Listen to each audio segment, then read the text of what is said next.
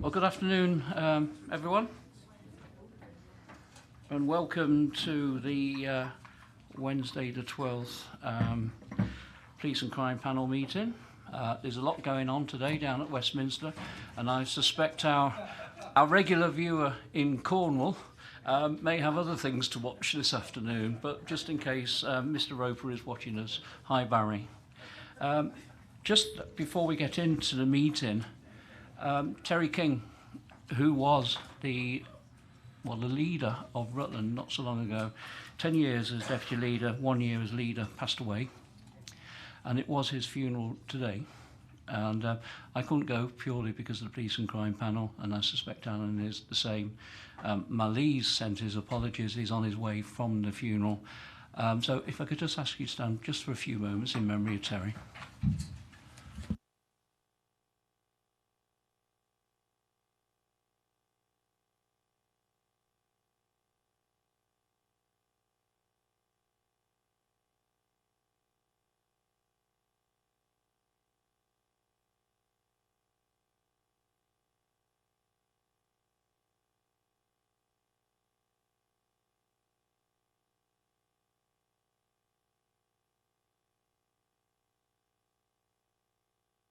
Thank you, everyone.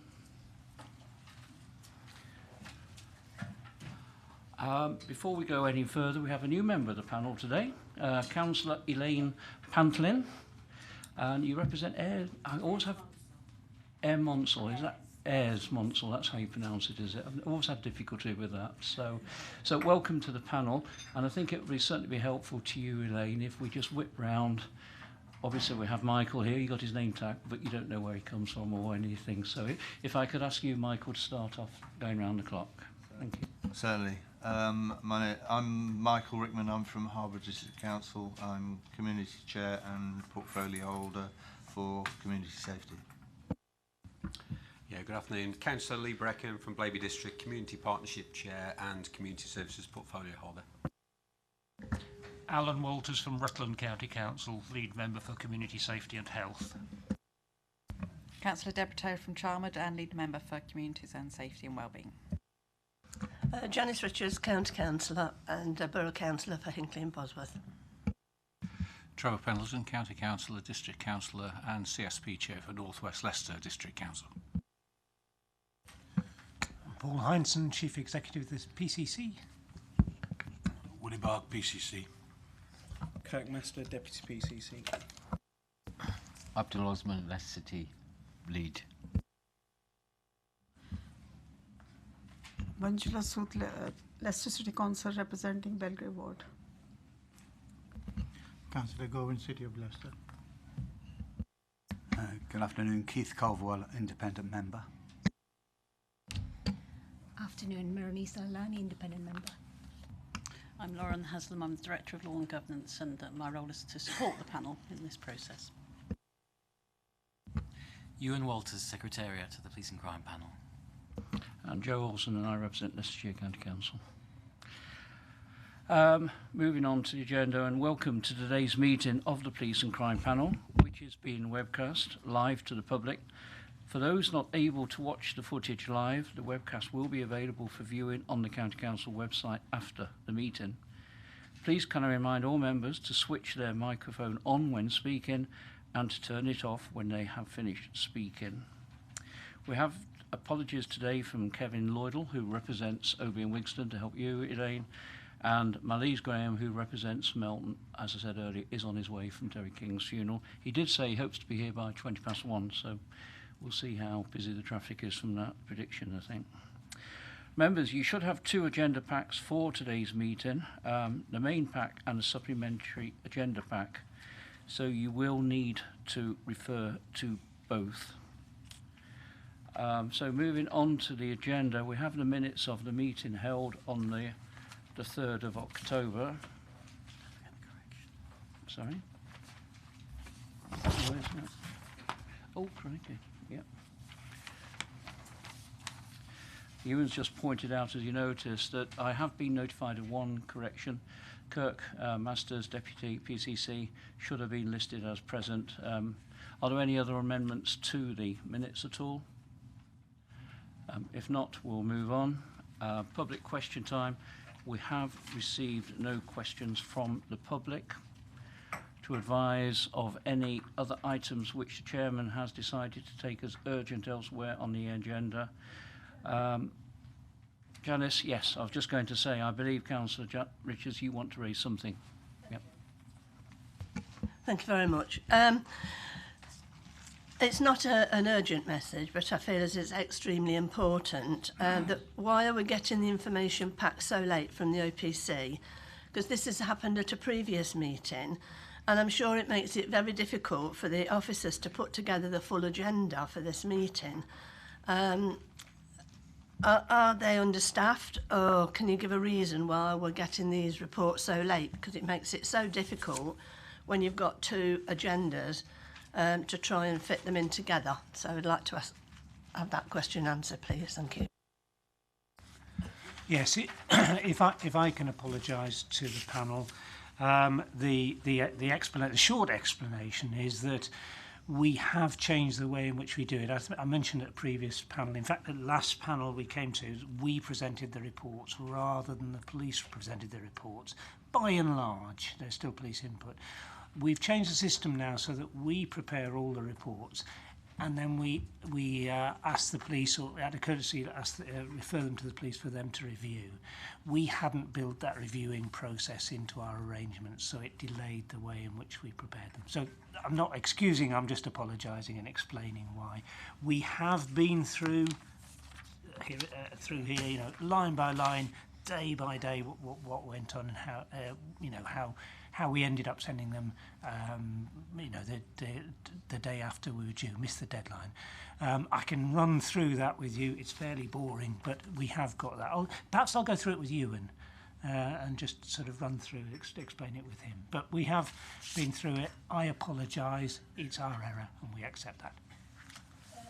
Can I guarantee then next time that we will have the supplementary papers in time, because this is not the first time it's happened. Yes. It happened at a previous meeting that I was at, and it makes it very difficult for us councillors to follow the agenda properly because it's so mixed up. And I know it must be difficult, very difficult, for the officers to try and put the agenda together because they have to do their part of the agenda in time. And if they left that until they got the supplementary, then it would even make it so difficult for them. So I hope, but you can guarantee that they will be here on time. I will guarantee, and I'll run through Ewan as soon as with Ewan to just make absolutely sure, because you're entirely right. They should have been done to time. There's no, you know, I'm not trying to disguise that. That's entirely right. Michael to my left said earlier, perhaps it could be a New Year's resolution that you get the papers here a day early. Right time of year. I'd like to apologise too as the Police and Crime Commissioner, in the end responsible for the office, for what has happened on this occasion. There are one or two reasons. They're too boring to go into, frankly, and I don't think we need to do that. But the point that Councillor Richards makes is a well-made point, and I think there'll be a real tightening up this time. We've had a meeting this morning about it, and there's definitely going to be a review, and that 24 hours previous solution may be the solution. Thank you very much, Councillor Rickman, for your New Year's good wishes. Janice, on your behalf, we accept the apology and look forward to the papers being a day early next time. Thank you very much. Yeah, thank you very much for raising it, Janice. Moving on, declarations of interest in respect of items on the agenda. We have standing declarations from Councillor Sood, Mr. Culverwell and Mr. Lalani. So is there any other declarations to be had? No, thank you very much. Moving on to the agenda item 5, Deputy PCC update. And Kirk, I understand you're going to give us a verbal update, so over to you. Thank you, Chair. I'll be brief with this because it's quite difficult to. Sorry, it's quite difficult to establish how much detail to go into. So I'll give you a brief overview of some of the roles that using or coining a phrase from policing that sometimes are operational and strategic as well. So I'll do my best. In the main, over the past period, I guess the budget has taken up a large chunk of time in this, looking at the precept, looking at the pensions, and of course other national police issues that may be coming down the line for all of the forces across the country, but ours especially, and how we're going to collaborate those going forward. Looking at the Strategic Partnership Board and the remodelling of the CSPs across the districts and how we can work those in better, which some of you have attended some of the meetings we've had around those at force headquarters. Police force in the round and the remodelling of that, and looking at attrition rates and recruitment rates and how we deliver the service and service offers and so forth. There's knife crime that's always on the agenda, and I keep a keen eye on that, and our multi-agency group that oversees the 100 habitual knife carriers across LLR and other knife crime activities that we do. We also held an event, I think it was a couple of weeks ago, at County Cricket Ground for practitioners across LLR. There was nearly 100 people in the room. We had experts from London, from the Met, from our colleagues in West Midlands, and it was very well received. On knife crime and serious organised crime and serious violence, I do a lot of work, partnership work with our colleagues in West Midlands and the Met through MOPAC. Recruitment for the force across the board, we have a scheme that's called Positive Action, and we've been rolling this out now for the past 12 to 18 months. Is a keen area for Willie, and he's put a kind of red line down to the chief, which was well received, and we have a gold group that oversees recruitment for underrepresented groups across the board. On our last intake, I think we was up near 24%, which is better than it's been previously, around 15, 16, 17%. So that's been an improvement, but we'll see what comes out the other side of that. We're planning for an ex-offenders event, which is scheduled for the 21st of February of next year. This will be for businesses across LLR to encourage them to look at their processes and policies around the recruitment of ex-offenders and how we can get more ex-offenders into that market to discourage them from re-offending and give them positive things to do. Also overseeing commissioning, and you may have heard the announcement at that knife crime event, the new £100,000 fund that we'll be doing or delivering for grassroots organisations to focus on knife crime specifically and serious violence for grassroots projects as well. There's also the force management statement, which is out, and we've got versions of that are live now. I mentioned serious organised crime and serious violence. There's the MSU collaboration, regional collaboration that we're working on still, because obviously people's budgets are being stretched. And we've got partnerships across Derbyshire, Notts, Northampton, Lincolnshire. That's areas of business need looking at, what we can do smarter, what we can do better and more efficiently with lower funding. And people zones, which is, I guess, Paul's baby, but Colville, New Parks and Loughborough. I seen from the actual note that was in here previously in regards to my reporting to this panel, one of the main concerns about was me being able to get around the county and be able to do things. So I just had a bit of a deep dive into my diary over the past period, and I've been, with the exception of Rutland, to every part of the county in the last period: Obion, Wiggs, Melton, Harborough, Charnwood, Hinckley, and I think most members around this table would bear witness to that I don't think there's ever been any conflict with me being able to do my role as Willie's deputy and having an impact and influence out in the county or knowing what goes on. As I said, probably the only one which is scheduled for me to attend in mid-January will be Rutland, which I haven't been for probably over a year, but bar that, I've been everywhere. And I'll leave it there and take questions on any of those, Chair, if that's okay. Yeah, thank you, Kurt. Just to expand on that question. Obviously you work 20 hours a week. I am correct in that, aren't I? Yeah, 20 hours a week. That's right. Does going out to, say, Oakham or Melton or Colville, or does that limit your time with only 20 hours? Because effectively, if you go, the one I know best, of course, is Melton. It's a fair way from Enderby. It's going to be, I would allow at least 3/4 of an hour to get there, and if the traffic's against you, it could be more, of course. So in reality, if you're not quite sure, you probably have an hour to get there, and then you probably could be up to an hour to get back. So does that 20-hour week restrict your visits to the rural areas? Not really, Chair. I have excellent administrative support in both offices, and my time is planned very well in advance to make sure that the time's being utilised effectively and I can be able to do what I need to do. They're not sporadic visits, so I'm taking chunks out of the diary. So no, it doesn't really impact on from a time perspective at all.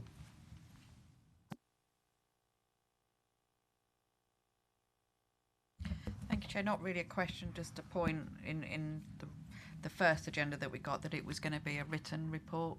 So can we, because it's very difficult to take a verbal report and then to try and think of questions on the spot, it's a lot easier for us to have a written report prior. So that was asked for this meeting and that hasn't appeared. So can we make sure the next time it is a written report? Is that possible?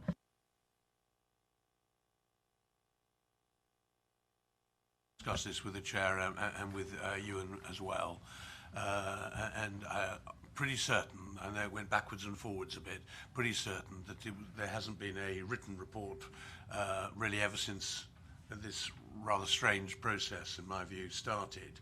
And I don't honestly think it's fair to ask the deputy, who's now been the deputy for over 2 years, done for my purpose, an outstanding job, to have to do a written report each time, every half year that he reports to the Police and Crime Panel. They're really, his report is saying what we've done in the office and what responsibilities he's had. But I have to say I slightly object to the fact that it's on one of the bits of paper that before your committee today, that somehow there'd be some problem about increasing presence in the county and Rutland, where I think he's demonstrated absolutely clearly over the whole period that he's been my deputy that he does his job in the city and county. He sits on the County Health and Wellbeing Board, for goodness sake, and I sit on the city one. You might have expected it the other way round, but that's the way it is. So I, if I may, just don't think a written report is necessary from the deputy. I doubt whether a report from the deputy is necessary at all. That's my own personal view, and I think it's easier for me to say that than it is for Kirk to say that himself. Yeah, quite appropriate that you answered there, Willie. Deborah. In my question, I never once questioned the role of the deputy or what work he's done. Just to make that clear, that wasn't my question. My question was whether the report should be written to enable us to study it and then to ask questions. Have you got anything to add to that, Willie, at all? I don't think that was the agreement that we reached. I think we've agreed that he came back, that the deputy come back every 6 months. I hoped it would be the end of it this month. I have to be frank about that. But I don't think there's been a written report from the deputy ever since he started his work. And I'm not even sure a written report's ever been asked for, except from this occasion. My memory's working hard on that one. Deborah. Sorry, I apologise for that. I will be working with Willie on this one, and we'll see where it takes us. But Willie and I have had discussions on this, and Willie has made his case quite strongly to me behind closed doors, and is obviously confirmed what he feels today. But obviously work will continue with Willie on this one. It's just that it was in the paper, Chair. It's in the paper today, that's why I'm questioning I accept that, Deborah, yeah. I have Alan, Lee, and then Trevor.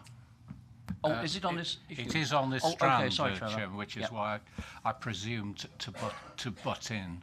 I take issue seriously with the way that this has gone, and I'm very keen that I have no axe to grind about the Deputy Police and Crime Commissioner and his job and his role and what he does and his sincerity or anything like that at all.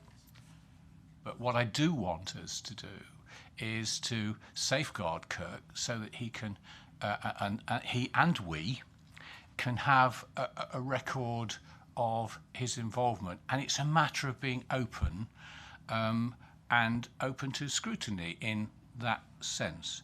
And it's only a matter of a piece of A4 and some items on it, and he will be able to demonstrate, for instance, in this particular term, that he came out to North West. He didn't mention that, but he came out to North West, and he and I had a super tour around, and I can't fault him, but I really do feel that we need, as a panel, to insist that we simply have a record of what the Deputy Police and Crime Commissioner has done.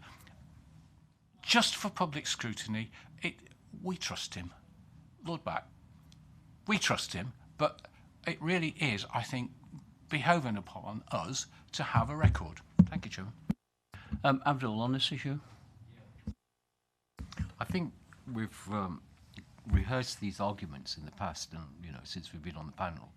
I understand the police crime panel is obviously accountable to the crime commissioner, and I think the focus ought to be on the attention of scrutiny towards the crime commissioner rather than the deputy. I'm just making the point, and I do take the point that if you need a written report, members can study it, but at the same time, in hindsight, I think it's worked for the last 2 years, and I don't know why we're going to change anything now. Okay, so my point is, Chairman, it hasn't worked, and it hasn't been a point of record. Thank you.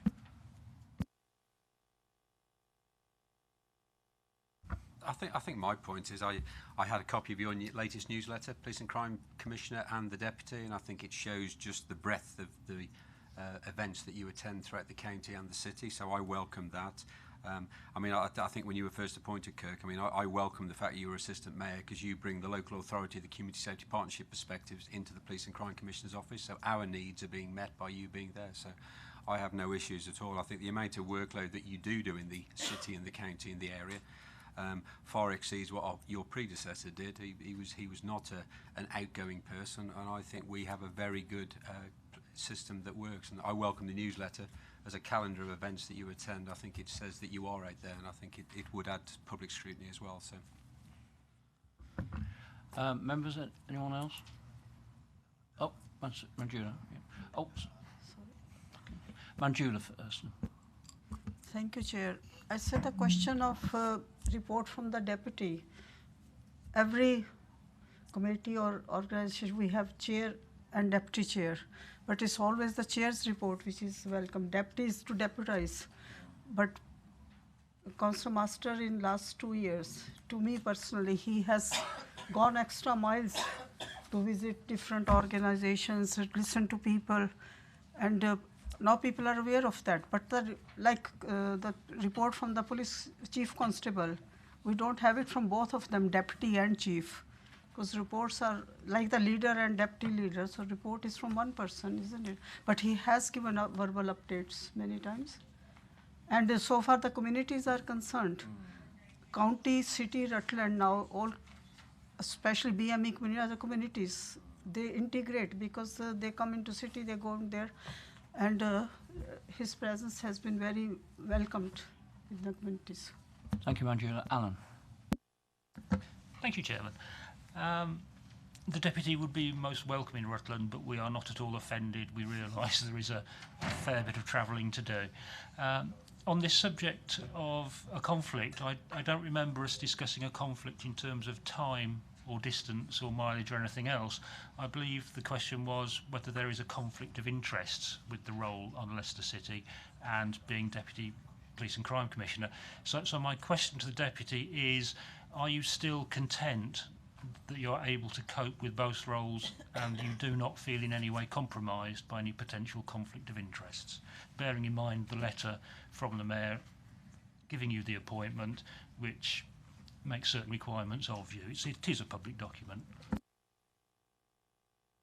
I can answer that, Chair, that's fine. I was just making reference to the agenda item 5 on page 11 and paragraph 3. that says the panel had concerns that given Kirkmaster's historically city-focused background, I don't understand where that came from, but whether he would place sufficient emphasis on the county and Rutland in carrying out his role as Deputy PCC. Now, in the first instance, I don't think that sentence is just at all.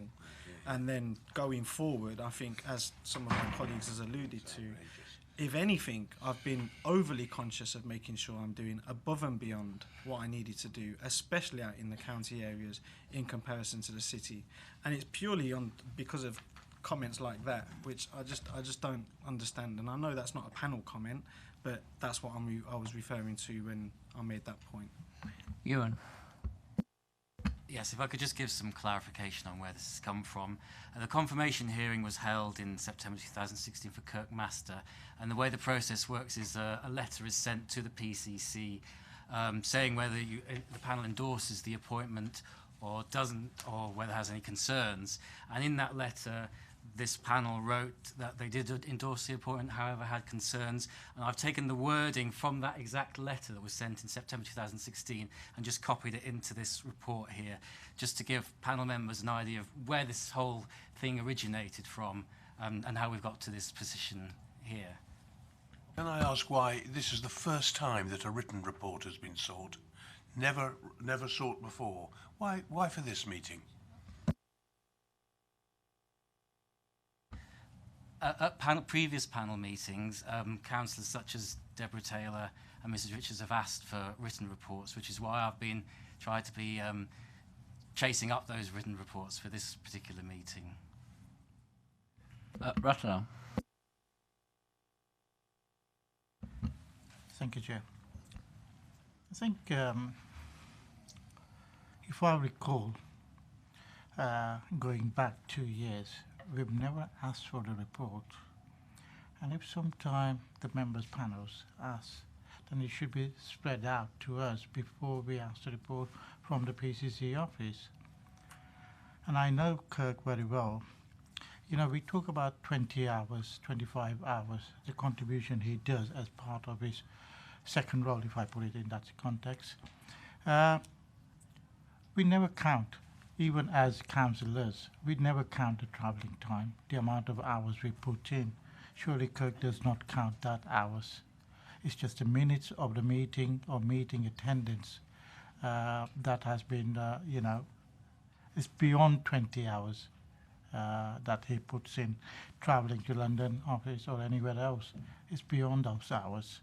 So I think asking the report today, I think it's always got to come from the police crime commissioner rather than the deputy itself.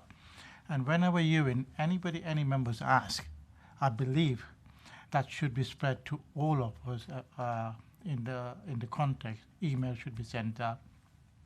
Based on that, we could give our views, even if we cannot attend that kind of a meeting. Yeah, can I just clarify? It was at a public police and crime panel meeting that written reports have been asked for this agenda item. Deborah. I'm not sure where this conversation has gone, because I've not questioned the work of the PCC or the Deputy PCC about their hours or the work they've done. So I'm not sure where those comments over there have come from, because that was not my question. My question was whether the report should be a written one for us to be able to study it before the day, to be able to produce questions to ask. So I just want to place on record that I've not questioned the work. I've had a very good meeting with Kirk when he came to Loughborough, and I admire the work that you both do. So I want to be very clear that was not my question. My question was whether the report could be written so we have time to study it prior to the meeting to think of some questions. So I don't appreciate those questions from the other side about that we are seeming to question the work that you do, because that was not my question. If you prefer not to do a written report, that's up to you. I mean, it's helpful for us as a panel to look at what you've been doing, and I think it's helpful for the public to showcase what you've been doing. So I think it works for both sides. But if you're not happy to do that, that's fine. But I must stress that I was not questioning the work that you both do. I think it's time to move on. We're sort of getting a little bit bogged down. Janice, this is definitely the last one, Janice, and then we move on. Chairman, we have a right to question these things. And again, I emphasise, I'm not going to go through it, but what Deborah said. But if the report is wrote out and read out to us, why can't it be sent to us so that at least if we want to ask Kirk a question, you can't remember everything what is said, so it makes it difficult just to ask a question. And again, we're not criticising anything of the work they do, but from a point of view as councillors, we should be able to ask questions, but by the time he's read it out, you can't really remember what you're supposed to say. So if it's already wrote out, why can't it be sent to us? Thank you, Chairman. The reason I tried to say that was the last question was we're in danger of, I'm hearing echoes from all around the chamber, we're saying the same thing a little bit. I do accept that, Janice, but we just can't keep repeating ourselves. We have to keep going forward a little bit. And you've asked your questions, and thank you for that. And thank you for every contribution possible. I've heard it from all sides, and obviously strong, even a little bit passionate even. I never dreamt we'd have quite a passionate debate on this one, but there we go. Every meeting conjures up a new surprise. What I'm going to do is, I've had discussions with Willie on this in the past. I will have further discussions with Willie, the PCC. I do take Abdul's and Ratlal's point. We are here to hold to account and to support the PCC. So I'll be having further discussions with the PCC on this to try and find the most effective way of hearing the Deputy PCC report. Is that okay with everyone? Because it's quite a little bit contentious at the moment, and we've got to find a way through, and I'm sure we'll be able to do that to everyone's satisfaction. Moving on.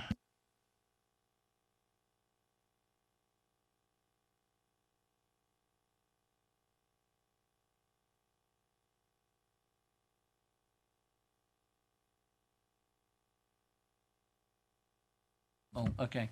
So agenda item 6, it is a performance report. The good news is, this panel's been quite critical of performance reports in the past. As you can see, there's a whole new change on this one. It is work in progress. Certainly, Ewan and I were invited down to Force HQ, and we met a young lady who wrote the report, Elizabeth Starr, and she's very keen, very enthusiastic, a new employee. It's certainly good news, Willie, that the OPCC is going to be responsible for the publishing of the performance report. It does say in the report it is a work in progress.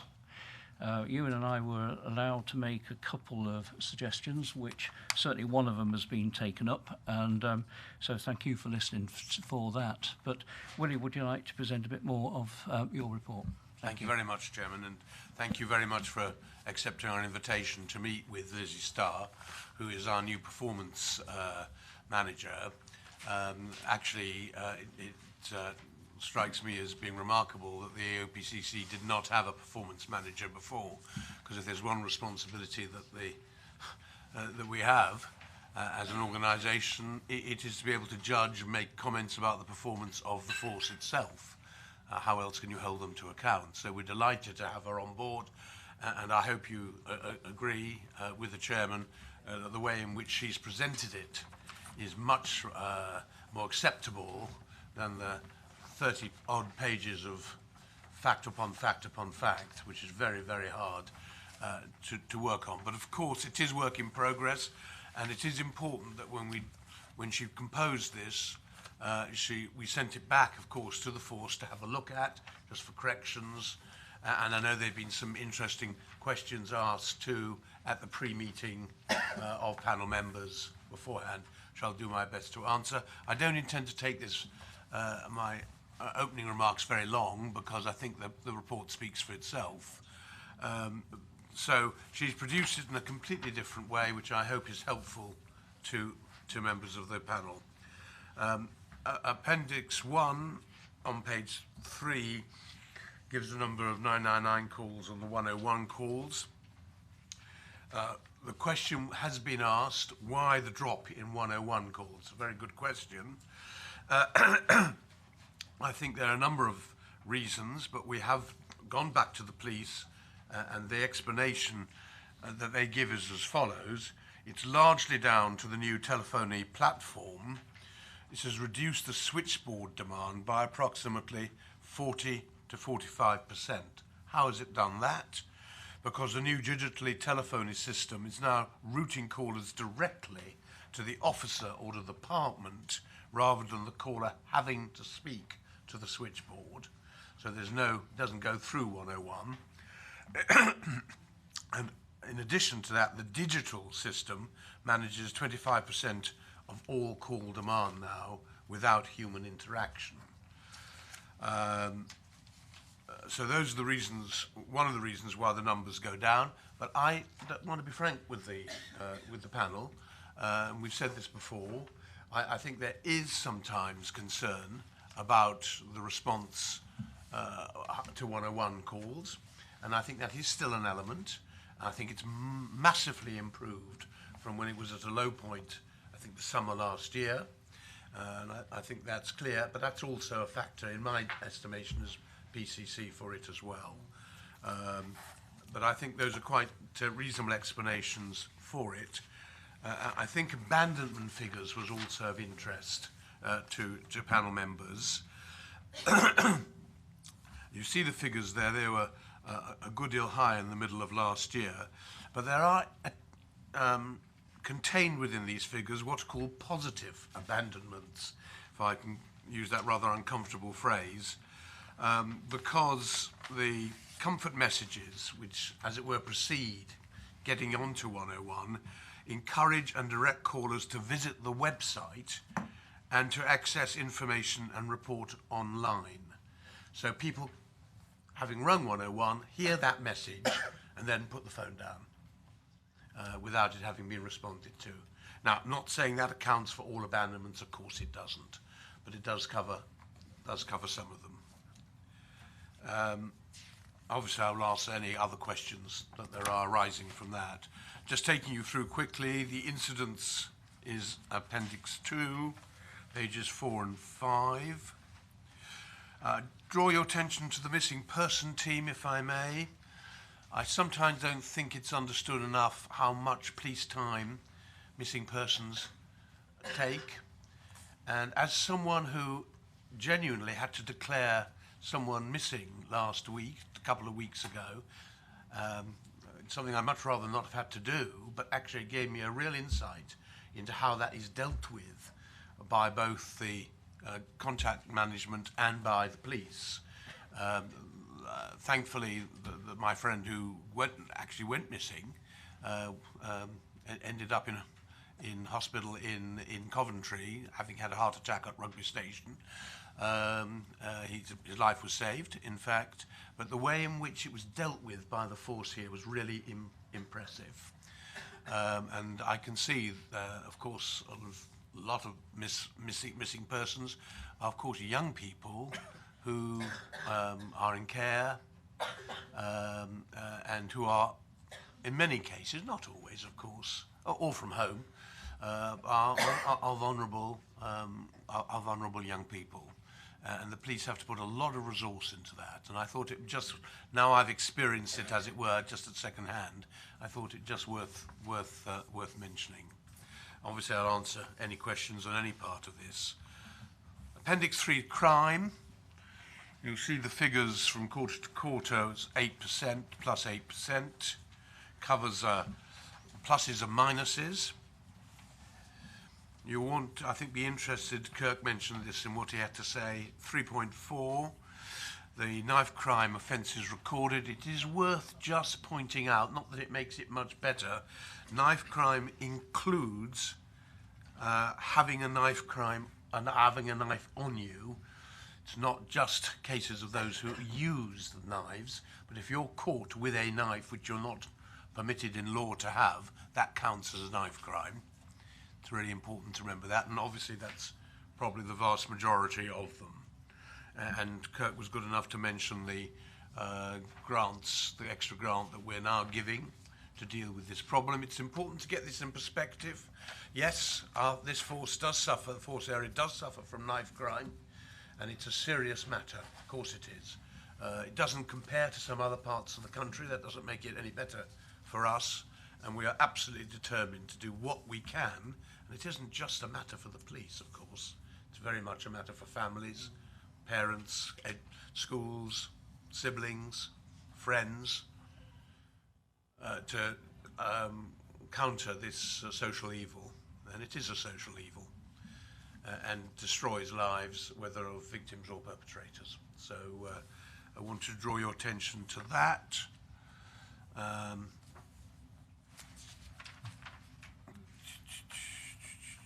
Hate crime, can I just take 3.9?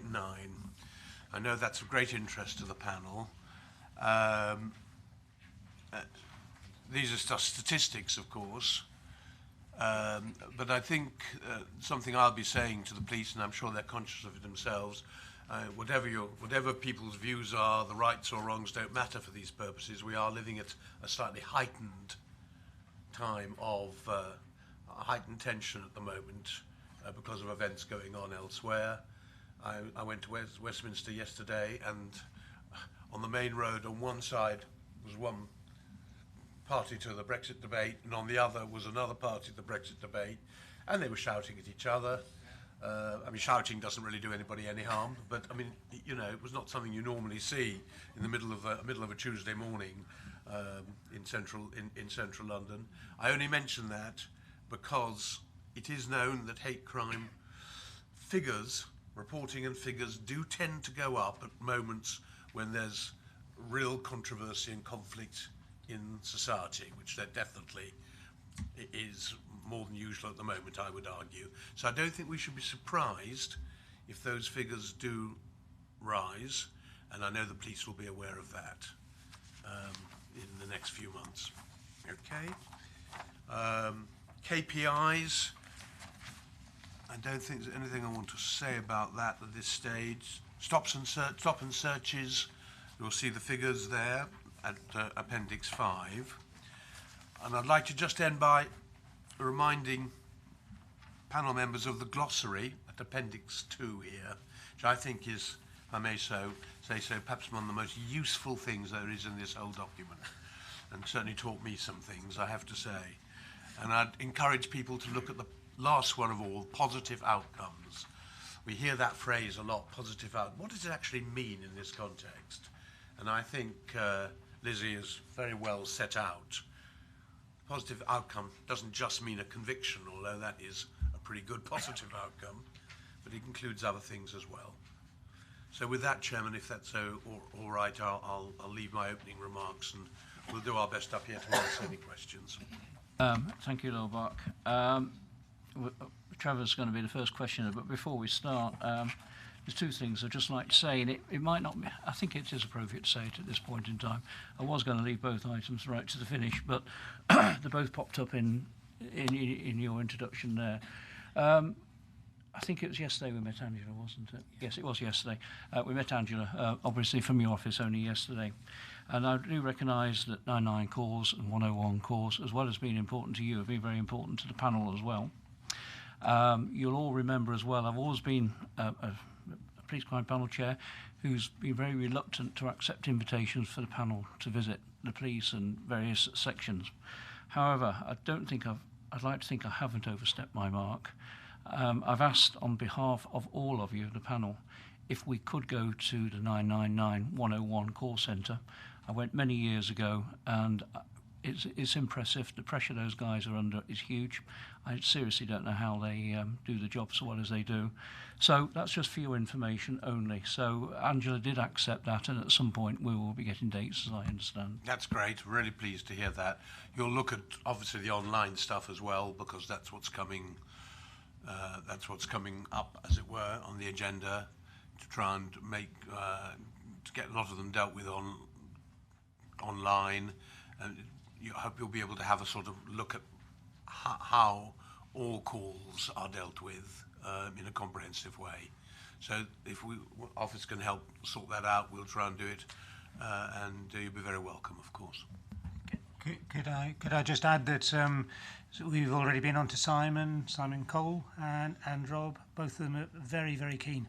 And I spent a day there, and it was very, very illuminating. I don't think you really understand the level of turnover, and I think the quality of immediate response and how it impacts on what's being dealt with. So I'd thoroughly recommend it. Certainly, I think it would be more than helpful to all members to witness it in action. The other thing is, whilst we're on this one, and we mentioned hate crime, Maronisa, you mentioned CPS. We have followed that up. It was a little bit slow, mainly because I missed an email the CPS sent to me, but we have caught up now. We have sent an invitation to them to join the panel today. They're very reluctant to do that at this moment in time. But where we are at this moment, I'm meeting a lady called Janine Smith sometime in January at 4 o'clock one evening. 29th, is it? 29th of January. And obviously we'll report back from that meeting. But again, I will pressure her. Whether she accepts any invitation to join us or not, I don't know, but I'll give as much pressure as I can for her to join the panel at some point, even if it's behind closed doors. I can understand her reluctance a little bit for being on camera. Yep. So that catches up. Trevor, I have, and then Melise, you've got a question. Yep. Thank you, Chairman. Can I say fantastic, and I mean that, and I'm not being in any way derogatory. That's absolutely superb to have these figures presented in the way, Chairman, that they have been, and they're very useful, and they allow us then to ask the questions in addition that we might want to ask. And one of them I would like to ask the Police and Crime Commissioner is presumably he monitors the time taken to answer a 999 call, and I'm sort of, concerned as to whether the new system he can give us some comfort with. He has, in terms of the 101, in terms of the signposting, which I think is lovely. But how does he monitor the treble 9 call times? And what exactly are the figures, please, Chairman? Thank you for the question. Sorry, I don't have the figures with me. I see Superintendent Rich Ward every month, who is in charge of CMD, and I know that the figures for answering 999 are, I can't give you the exact figures, but they're very, very good. Very, very quickly answered. That's a figure that's looked at absolutely. It's perhaps the most important figure of all, actually, is how soon is a 999 answered. But I will make sure that I write to the panel with those figures as quickly as possible. Thank you, Chairman. I'm really appreciate that, because I know when you go into Force HQ, the figures should, or were, a long time ago since I now went into that centre, are up on the wall, and the queue stacking and call stacking is there to see, I believe, and I'm hoping I should be able to see that again. That's brilliant. And but the important thing is how fast are they answered, and because there's nothing worse, as you know, when somebody's panicking and they've rung 999 if they're not answered. And I just wanted to now finesse that out. But if we can do that at the time, Lord Bark, I'm not worried about figures actually coming seriously. If we do it at the time at the visit, that will be a start, and I'm comfortable either way, whatever you want to do. Thank you, Chairman. So can I just say one other thing? Of course not. It's really in relation to what Trevor has said.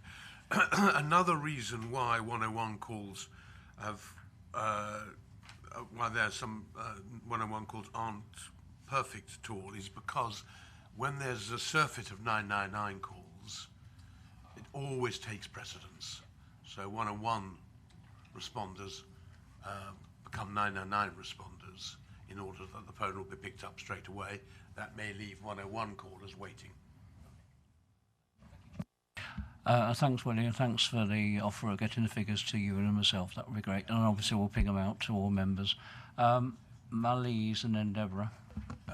Thank you, Mr. Chairman. And my apologies for being late. And thank you, Lord Bart, for giving the explanation on the 101, which I did ask for.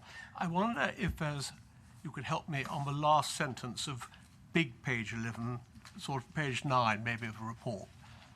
Much of the drug-related crime is self-generated as a result of proactive enforcement. What does that actually mean? Oh, yes. That's circumlocation. It's a big page 11, a small page 9, or whatever. This is where deputy really comes in. Ah, right. I think to put it quite simply, it means when they take a key player out, it generates a gap in the market for others to come into, and it kind of portrays a self-fulfilling prophecy of people that want to take over that patch. So targeted operations, they go in, they deal with it, they do all the covert stuff. Could be over 3, 6, 12, 9, whatever period of time, and then it creates a vacuum once they've lifted this person or this group out of people that then want to come into the territory. So that's what it means in simple terms. I think there's another there's another dimension as well to that, which is that occurs, for instance, with stop and search. So stop and search is a proactive engagement. If you detect drugs on somebody, you've found a crime that you wouldn't have otherwise found. So that's another dimension to that. Mr. Chairman, I think I understand his answers, but I think what I'm concerned about is, as opposed to crimes being reported, some of us had a talk about county lines the other day, which is based, if we're going to crack it, we need information. And information comes from communities. And if we can get the communities to report the crime, then it probably will help there, because county lines are the one people who will fill the vacuum. So I think it should be tied up, and I think somehow one's got to be positive about getting reporting done. Thank you. Can I say, I don't think, I mean, it's a very good report, this, but I don't think that sentence is as well phrased as it could be. Thank you for the question. I think we'll try and put that point in a different way next time. Okay, thank you. I have Deborah and then Ratalal. Thank you, Chair. I just want to echo Mr. Pendleton's comments about the report. It's really good, and it's really good to have numbers and percentages within the report, and it's really easy to read. Just a couple of points about you've already mentioned the missing people. There's a huge increase from last year on missing people. Have we picked up any trends? Is it adults? Is it children? Is it looked after children? I'm just concerned about what that is, what that rise is. And also on about knife crimes. Quite a large increase in knife crimes. Is there actually been a large increase in actual injuries from a knife, or is it just an increase in people carrying knives? Are we able to break that down a little bit more? Thank you, Chair. I'm not sure we can today, and I don't want to guess at that. I think the missing persons, my feeling would be that it probably is more young people in particular, but I'm sure we'll be able to get information about that. And as far as knife crime's concerned, again, can't speak about whether there are more injuries or not. Thankfully, touch wood and everything else, the number of deaths is down. Number of murders, homicides are down as far as knife crime's concerned this year, but that's miracles of modern science keep people alive, whereas 5-10 years ago they would have died as a result. And as to injuries and things, we'll have to come back to you on that. I think the higher number of those of knife crime partly is because of some of the increase in stop and search too. Obviously, with some more work done on the missing persons, maybe we need some further work on public awareness. Absolutely, and that is, this is, I think, a strong report, but the weakness of it is, which is also its strength, is that it doesn't cover absolutely everything. So it's very good to have some other things that members want to know about, which we can easily supply. Yes.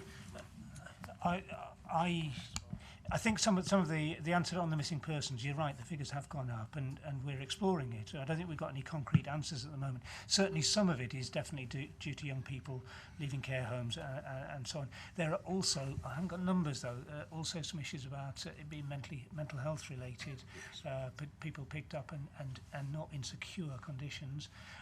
Those are two issues that we've recorded and are exploring, but we haven't got concrete numbers on it. From my point of view, I wonder if a kind of breakdown of missing persons, because it is a growth, it is an area of growth, and it's an area that's probably underestimated. I wonder if that would be useful to do. I think so, absolutely. I think Maronisa wants to come in on knife crime. Yes? No. Oh, you are in the line of questioners, sorry. I did see on BBC East Midlands, actually, knife crime and Leicestershire was somewhere in the middle of the 5 counties on performance on knife crime. I can remember Nottinghamshire, I think they were struggling a little bit more than we were, and Derbyshire a bit below us. I think that's right, which is why all 3 counties and all 3 PCCs, and I think all 3 chief constables are absolutely furious that none of us were successful in the bid for early intervention youth crime bid, which the Home Office put out applications for, and we all entered in order to have schemes in order to deal with violent crime, young people crime, particularly knife crime. None of us were successful, which is something that I went to see the Minister about yesterday, actually.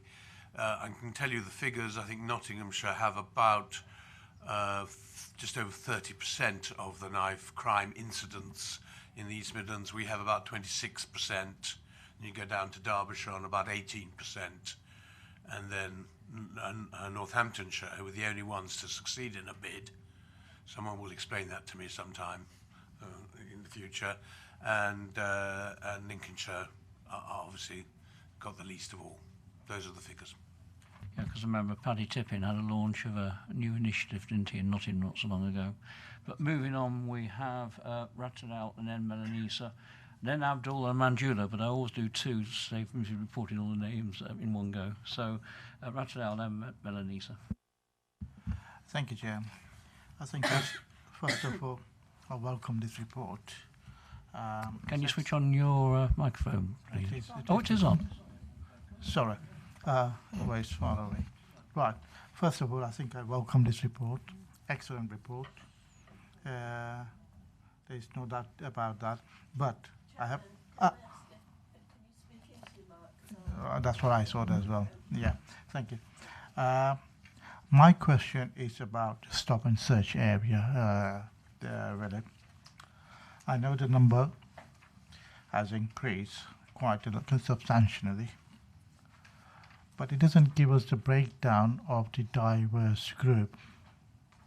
Yeah? And I know for a fact that the police are doing excellent job in stop and search, finding page 11, do the excellent job by whenever they stop and search, there is always some sort of a weapons being found within their context. It would be nice if we could have some sort of figure of a breakdown from within the group as well. We certainly make sure that we do get that. I want to make it absolutely clear that while personally I believe that to have increased the number of stop and search has been a sensible thing to do, it is absolutely essential that we don't go back to the old days where stop and search is used randomly and has caused a huge amount of unhappiness as far as large sections, important sections of the public are concerned in relation to police activity. I believe stop and search has revolutionised itself in the way in which it is done now. And I do think it's justified at a time of something like increased knife crime. I think it is legitimate for the police to slightly up the numbers, and this is what's happened in Leicestershire. Well, we'll get that information for you.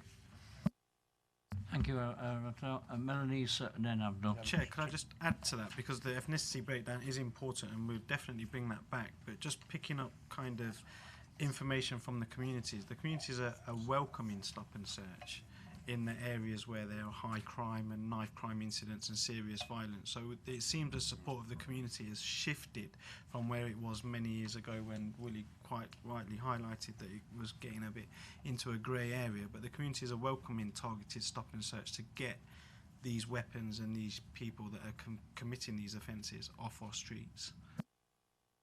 If I could just say, I can remember when the Trevor Phillips report was first issued. It's a long, long time ago now, isn't it?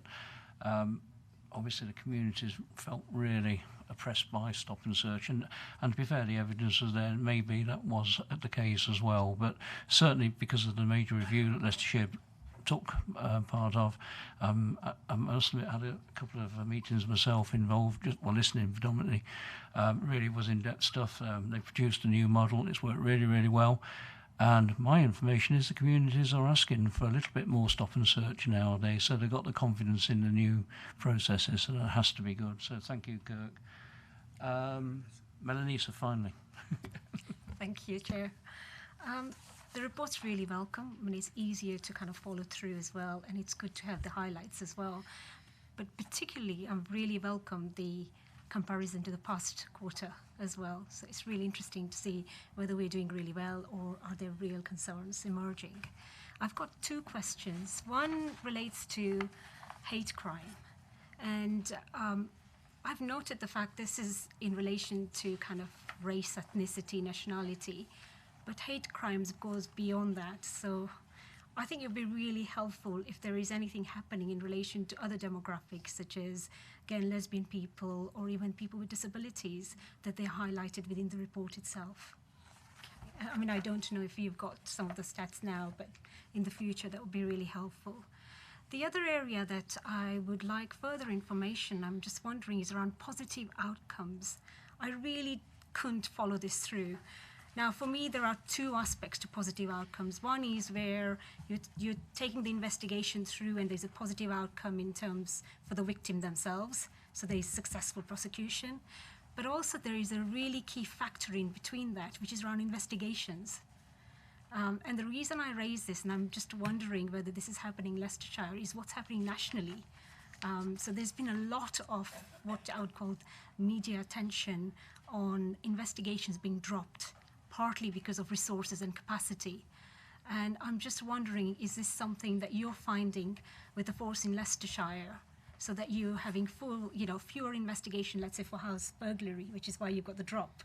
And I'm just wondering if there's a way where you can look at those figures in terms of how long investigations are taking in other areas, which are grey areas, which are of concern, and then the positive outcomes in terms of actually here is a really good prosecution and this is successful prosecution. Thank you for the questions. As to the first one, yes, we do have those figures, and we will get them to the chair and to Ewan and thus to the panel. Secondly, that's a really central point. Demand is so high that priorities have to be altered and changed, and that's one of the reasons why I think nationally, as much as locally, investigations are probably in terms of numbers of crimes are not as great as they once were. So it's very, very important when the settlement for next year is announced, we hope tomorrow, that we have a look at it and see what it does for us, what I have to do in terms of precept as well, because I think there is a concern that we want to see more positive outcomes than we have at the present time. And every attempt, of course, is made to prioritise serious crime for investigation, and we include by that burglary. Of course, there are many crimes where there are actually there's no evidence at all as to who the perpetrator was, and that can be as true of burglary as it is of many other offences as well.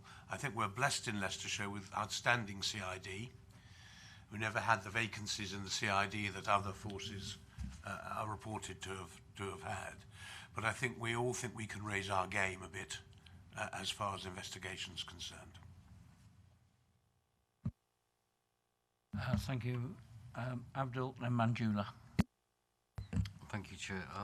I think there's 2 points I just wanted to pick out in relation to the report. One was in relation to, I know people, you're waiting a report back from the CPS in relation to hate crime, and I think it would be welcomed as to what the feedback would be on that. But it's really in relation to the reduction in the report. It suggests that there's been a minus 12%. But I think there's a perception where victims' definition of who the victim's been of hate crime and what they define as hate and what the police definition of hate crime is as well. And I think there's a bit of a misinterpretation of that. And I've found that in relation to when people have reported hate crime, they said, well, the police don't want to take it up as a hate crime. And I just want clarification on those. The second one is, I know human trafficking is pretty much not only nationally but internationally a theme. And it's also sexual exploitation, drugs, all related. I just wanted to know what the picture may be in relation to Leicester, Leicestershire and Rutland.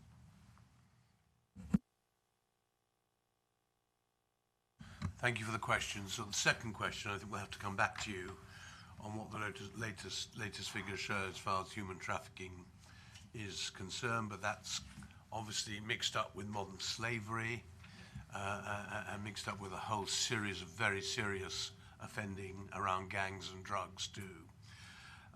As far as hate crime is concerned, yes, I think there is still some disparity sometimes between how this is looked at by individual officers and how it seems to the victim. This is work in progress. This is a very tricky area of crime. A lot of non-reporting at all. Luckily, I think more reporting than there used to be around hate crime. And this distinction between an incident and a crime is one I don't think the public understand completely, and I'm not sure there's not more work the police can do on it as well. So it's a good point. Yes, please. Thank you very much, Abdul. Could I just say, just add, sorry to that point. I think the police are clear on the definition about, a hate crime is defined by the victim of a hate crime. It's how well that can be applied in situations is probably the issue. I don't think the definition is a problem. I think it's more the application of it.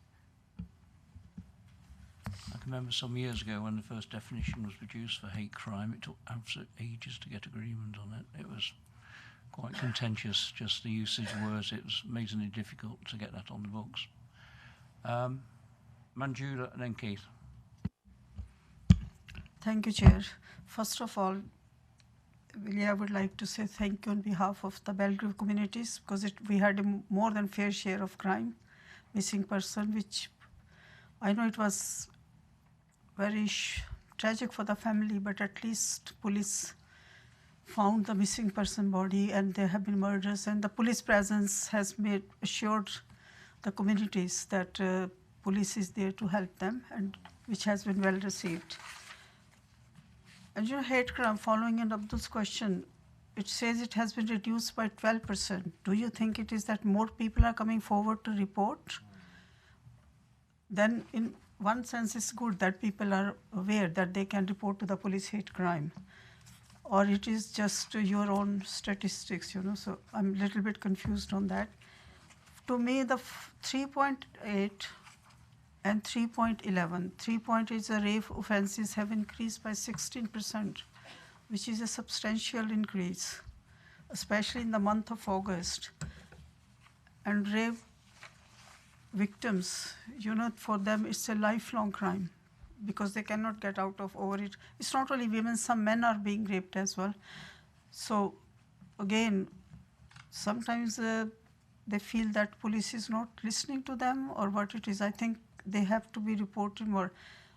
This one is, I would like to know the action plan of the police, how they can support those people. And the drug, again, increase of 35%. Like Councillor Graham has said, that the communities should be involved. Communities are willing to report, but they are very frightened that what if it is leaked out, that they have reported, the repercussions of that. So if police can first, those who want to report. I mean, I've took one case, the parents, how police had dealt with them. It's very confident. If we have that approach, I think there will be more community people giving you more information, how the drug crime is. And I welcome this report, but there is some positive outcome, but there is nothing mentioned on CSC. Because I know even if few months back, you brought one person with a police report to justice. So it will encourage more of the victims to come forward. And thank you for the report. Thank you.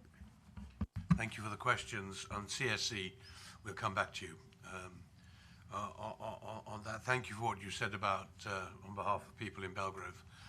It's been a very difficult year, of course, for a number of reasons, not least the sad suicide or a few, whatever it's found to be, but the finding of the body after many weeks, and that, I know that's had a community impact upon the Belgrove area, to be added on to the tragedy of the savage murder of the jeweller. Thank you for what you said on that. As far as hate crime offence here, this is just the crude figure of reduction. I don't think anyone would be naive enough to think that this represented the totality of hate crime. It doesn't. It doesn't.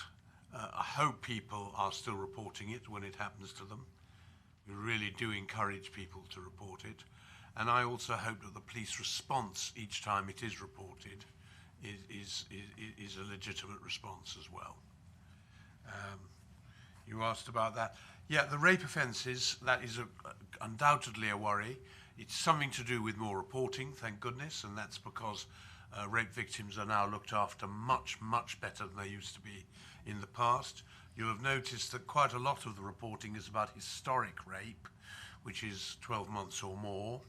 And that adds quite a lot to the percentage, but I'm not pretending it's not a real problem for the police, for all of us actually, that this offence is committed so often. And drugs, of course, are at the heart of, as we'll find, I think, later on in our proceedings, are the heart of so much crime. And again, a drug offence can be something comparatively minor, and it can be something hugely significant and important.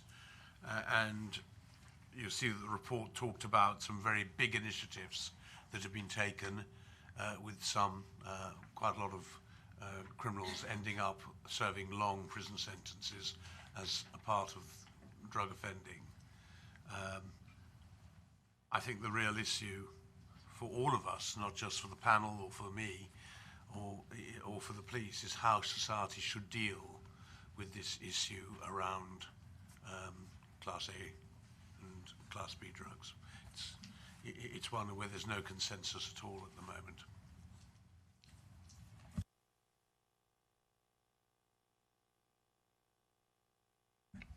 Thank you, Chair.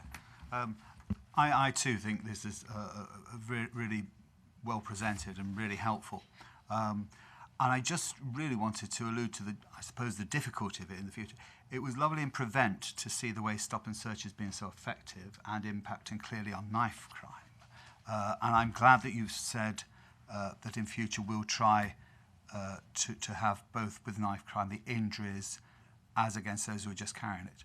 But when Kirk, the deputy, mentioned that there are 100 habitual knife carriers in your report, it is difficult because I'm sure if that information is available, when it comes to stop, you could statistically get a huge rise in the number of knife carriers because of that info. And that sort of distorts information through good... so I'm just sort of really sympathising on the challenge of statistics. Yes. But I think this is really helpful and thank you for it. Thank you very much, Member. I don't believe anyone else wants to speak. Just like to thank the panel, first of all. I don't know so many questions on the performance report. Now, that probably just goes to show how good the performance report has improved, actually. It's encouraged the questioning. We recognise it is work in progress, and maybe there'll be a little bit more improvement in it. But as Ewan and I found, massive improvement. I think it's fair to say the whole of the panel agree with that. So if you can pass our thanks on to Elizabeth, that would be great. I certainly would, but she's on leave. I'm very much looking forward to introducing her to the panel in due course. But thank you very much for your reception of the new way of doing things, and thank you for your input as well. I understand she's on leave and comes back on Christmas Eve for one day, but won't go any further than that. You made a remark about reporting. It's important that the police do respond quickly and appropriate to all crime, and obviously if they do that, we'll find a confidence rate in the police soaring, and then you'll encourage even more reporting. So that has to be good, and the panel will encourage that all the time. Thank you very much. Members, we move on to the next paper, which is alcohol and drugs. Agenda item 7. It's a paper Elizabeth Starr and Simon Down have put forward. Willie, perhaps you'd like to introduce the paper? I wonder if Paul, the Chief Executive, could introduce this paper. Yep. Okay, Paul. Thank you, Chair. I don't propose to say too much by way of the paper. What I'll do is I'll pick up the questions that you raised yesterday and follow those up. But in terms of the paper, what we focused on here clearly is much more of the treatment side of things, how we address drug issues rather than how we address sort of drug enforcement. Some of that's covered in the previous paper that you've reported on. So the focus here is about how we enable improvement of drug users, how we reduce issues that are related to their drug use. Broadly speaking, what we've got is five areas where we invest our time and energies. One is focused on street drinking. There's reference to the work of number 5 Hill Street, where I've certainly been, where I imagine a number of you have been. It's very much a recovery service, street-based drinker service, and we invest some of our resources there, but we also work very, very closely with the City Council and other partners on the street life, I've forgotten what it's called now. Street lifestyle. It's called SLOG, the most inappropriate name ever for a group, as far as I can tell. But and I can give you some more information about the work of that group if that will be helpful. Obviously, we invest a lot in drug treatment, and I've picked up in some of the questions some queries about Turning Point and the work with Turning Point. So I'm happy to go. I mean, I've worked with Turning Point. Obviously, we invest some of our funding in Turning Point, so I can give you some more information about Turning Point, and I'll turn to that when I've been through the report in full. We've also referred to the out-of-court disposal option. That's quite a small option at the moment, and it's something we'd like to develop further, not just in relation to drug use, but more in relation to, it comes back to Mariniss's point about, sort of the out-of-court disposals generally. What we'd like to do is to make this one of the options that addresses positive outcomes. Because it is a way of actually ensuring that some response is made for each individual committing a crime, rather than they get to so far into the process and then the CPS decide there's no case to answer or whatever. So that's one of the developments. It's quite small at the moment, but it's something that we're working on, and perhaps we'll come back to you if you want with some further information about how we're developing that. Certainly complementary to the work with the police. There is a focus on prevention through this, and you can see how we've used primarily the small grants approach to stimulate prevention activity. There are an awful lot of those. I think the report just refers to one or two. One, we work very closely with Leicester City Community Trust on a number of ventures, but one of those is particularly focused on drug use. Leicester City Football Club. Yeah, what did I say? Leicester City. Oh, right, okay. I'm not very good on names. No, it's just the football rather than the council. Oh, so did I say that? Oh, right. Yeah, sorry. Right. There is, as I'm sure you're aware, nighttime economy. Simon Cole's previously given an awful lot of information about how that's working. We invest some of the resource on that, and obviously some of the police work on that has been going on for a long time, and has quite a lot of success in terms of arrests. It's probably more enforcement focused, but safety focused as well, ensuring that people actually are, the risks that their drinking presents or other issues in terms of nighttime economy are safely addressed. And we invest again a small amount in the recovery services, peer-led services. And again, I imagine many of you will have come across Dear Albert and the work that Dear Albert undertakes, which is primarily peer-led, very much recovery-focused, and is quite often based in number 5 Hill Street, so you'll often see them there. So those are the primary focuses. I mean, this is more about how we've invested our resources, and one of the questions you might ask is, well, what good has it done? What has it achieved? And the work with Turning Point, the questions have focused mainly on Turning Point. So that's how I address the work with Turning Point and the outcomes that's achieved, because that's a very positive story, but I don't know if it's as well understood as it could be. So Turning Point we've worked with for a long time. They cover the county. They took over from, I think it was Swanswell before them, and prior to that, actually, I was involved in running it through the probation service some time ago. So it's very familiar territory with me.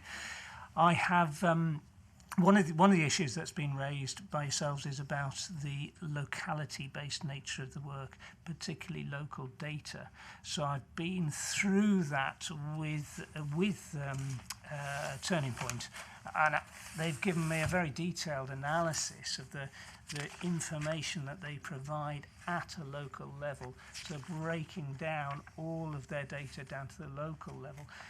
And that looks to me to be really quite rich. So it'll tell you about, no opiate treatment, non-opiate treatment, alcohol treatment at each district level, the volumes, the numbers. I haven't been through it in very close detail, but I believe it also covers successful completions as well. This is annual data, though. It is, as I understand it, provided about 6 months ago and has been done to a specification that was agreed with the primary commissioners, who are the city and county council. But I think that answers as well as it can be the issue about local data.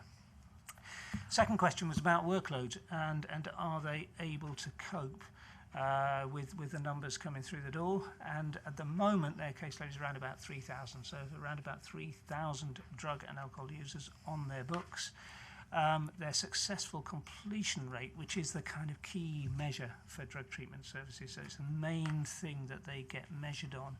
Their successful completion rate is very high and going higher, so they're in the upper quartile of all providers across the country. And there are a lot of providers across the country. They're in the upper quartile of that. That's a good performance measure. Actually, I forgot to mention one thing. Coming back to the local information, one of the things I've quizzed them on is it's not just about the data, it's about the provision of information about individual people, individual users, and the linking that up with other services like health services and police services and so on. And what they say to me, and I've seen some evidence of this at local level, is that they work very closely with the JAGs, with the CSPs, with local neighbourhood policing to share information when that's appropriate to do. So that's the evidence I've got. I've seen some evidence of that actually happening, but that's what they're telling me. The other thing actually that I think is a very positive element in relation to the work of Turning Point is the waiting list, because the waiting list it's pretty much 100%, pretty much 100% within their target. So treatment begins within 3 weeks. So they are, and again, at the very top of the providers in terms of their access to services. Now, just to reflect on that, I remember that when, certainly in my day, that was a big issue. Getting people into drug treatment was a very, very slow process, and often you'd lose people before they got into treatment. Ideally, it should be next day, in my view, because these aren't the most motivated people in the world. But 3 weeks is the target they've been set, and pretty much all of them achieve that. So that's in relation to workload, that's in relation to local information. There was a query about the Atkins building in Hinckley. I'm not entirely sure. Right. So the answer to that is that they have been looking for a base in Hinckley. So far, they haven't been awfully successful. They did look, and they use places where they can rent sort of individually at different times, but they haven't got a permanent base there. They were looking at Atkins. At the moment, that's looking unlikely, I am told. So if anybody has any suggestions to make about Hinckley, that is an issue from me. Now, the final question I got was in relation to, and I can't immediately see it, but it was along the lines of, do they pick people up off the street? Which it seemed an odd question, but I think what it's about is how good are their outreach work? because a lot of these people are difficult to engage. If you're just waiting for them to be referred through formal channels, you aren't picking up the more difficult to reach people. I'm assuming that's what the question was about. So I have been through with Turning Point, and a regular question in our contract meetings is about the level of outreach work. And again, they do have an outreach service, and they do, but the outreach service they acknowledge is primarily Leicester City based. Now, I didn't know this, Deborah, but I understand that's being extended to Charnwood because there's been evidence to demonstrate that it is needed in Charnwood, so that is being extended in Charnwood. And what they say is they're open to suggestions about extending the outreach service elsewhere. I mean, for me, that's a really quality service when you do provide the outreach, because these are difficult to engage, difficult to motivate people. But what they're saying to me is they would like to do more. What they're working with is the sort of, the limits of what they're capable of doing. They recognise that the need probably for more outreach exceeds their ability to provide that. So those were the key issues. They also have a young people's team. I've been in work with the young people's team. I think that's a very, very good service.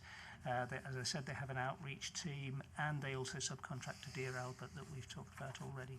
So there is quite a rich range of services there. But what I've picked up in, not just in this meeting, but in other meetings, there are some misgivings about the Turning Point contract. So, I regular contact with them, happy to take forward any further questions, and perhaps actually invite people to. We're going to CMD. I'm going to Turning Point. I've met with them regularly, but invite colleagues to join me because I think it's quite impressive. But I'll stop there. Well, thanks, Paul. Obviously, you've answered a number of the questions already, and you put Janice on the spot. So, Janice, I'll come back to you in a moment. But you asked the questions about the Atkin building, and Paul's turned it round. Can you suggest anywhere else? But we'll come to that in a moment. Obviously, it's a relatively short paper, but it's absolutely crammed full of stuff. There's no doubt about that. Outputs is what matters to the panel. It's what matters to the general public out there as well, who we represent. What is impressive in this paper is the range of partners you deal with. And that, like I say, generally impressive. Just looking down the list now: City, County, Rutland, NHS, Substance Misuse Treatment Services, all conjuring up around £500,000 worth of money there. And on top of that, obviously the prison service in Welford Road and Gartree, I presume, and the other one that's gone about. The only bit you might be able to help me on, I've never been on the driver speed awareness course, but I think I know what it means. I've been on another course, but not a speed awareness course. Well, sadly I have. Actually, quite recently. I'll say no more about it. We're live, aren't we? Yeah, the press is just. But the principle is that it's in lieu of a sentence. So and this is the same here. So it's not you avoid a conviction by going through this process. It's not entirely the same because there's a clear calculation with speed awareness and a clear avoidance of conviction. Here it's possible that if you didn't do the out-of-court disposal, you may never be convicted because you're going through the process. The idea is to do it at the front end, give people the opportunity to learn through the workshop at an early stage in the process rather than going through the whole process. It is probably the case, to be honest, that many of those would have gone through the process and not been prosecuted. But the idea is that you identify people at risk at an early stage and you provide information for them. That's the idea. I'm not entirely sure what the payment mechanism is. I don't think there is a payment mechanism. Unlike speed awareness, where I had about 100 quid or so, this is free. But it's small scale at the moment, and we want to increase it. So we want to increase the opportunity at the front end of the process. Instead of someone going right through the criminal justice system, sometimes to be told, there's no case to answer by the CPS. At the front end, very soon after arrest, we provide an input, because that's the best time to do it, frankly. That's the gist of it. And to me, that's the appropriate time. But moving on to questioners, Janice, you were first, then Malise, then Deborah. Thank you, Chairman. I did ask some time ago to get a paper brought before this committee on alcohol and drug misuse. So I'm really pleased that we have got this report come, and I do hope that we can continue to have these reports come. It's a massive concern to me with the drug issues and alcohol, which I'm sure it is for all of us in this room today. On item 6, for those who have committed a crime for which substance misuse is a contributing factor, the PPC has also commissioned a service from Turning Point to provide an out-of-court disposal workshop, similar to that of a speed awareness course, which I think is absolutely welcome. My concern about, after visiting Turning Point, I have been, and they do an amazing job. I went earlier this year, and to see how busy they are with addicts coming in and out, and it's so very busy. And my question was, do you think they'll be able to cope with the ever-increasing addicts, both with funding and staff? Thank you, Chairman. Yeah, the numbers are going up, and I think there's the story, I would say, in relation to how drug treatment services have changed, reflects more rapid, wrong term really, but rapid throughput. So instead, in my day when we were delivering drug treatment services, it was a never-ending service. And so often that was needed, often that was just prolonged, sort of meandering kind of service. Nowadays, there's much more focus on moving people through the recovery journey much more quickly, through a much more focused piece of work. So actually, at the moment, what they have is an increasing numbers, increasing starts. The number of people coming through the door is higher, but an overall caseload that's pretty steady or slightly lower than it has been before, and that's because of the successful completion rate. The successful completion rate is really very good, and that's something we would encourage. I suppose the question mark that sits behind that is some services can achieve that by simply processing people through the system very quickly rather than providing a rich and valuable service. I don't think that's the case with Turning Point, but that's why I keep in regular contact with them, and that's why I want to do regular visits. It seems to me they've got the balance right between providing specialist, detailed services, like for young people, and like for people who are out on the streets, albeit I said that could increase, with a service that is much more geared up to dealing with the standard problems they have. The issue I think that is probably one that, well, certainly one that we're pushing them on, is the difference between treatment for opiate and non-opiate users. So if you look at the successful completion rates for opiate and non-opiate users, they're much better for non-opiate users. The opiate users still seem to be struggling to get through their treatment journey. So the numbers of people reaching successful conclusion is comparatively low, tens of 10%ish thereabouts, which I think could be improved upon. These are people though that have had a drug issue for a very long time. They're not going to quickly change, and they're working their way through the criminal justice system. In terms of workload, at the moment things look good. I'm not suggesting that will change.